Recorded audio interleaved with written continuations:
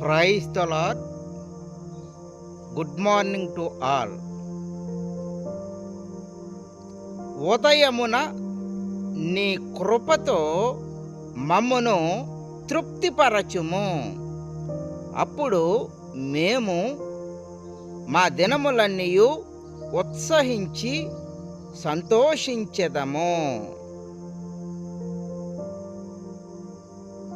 Oh, satisfy us early with your mercy, that we may rejoice and be glad all your days.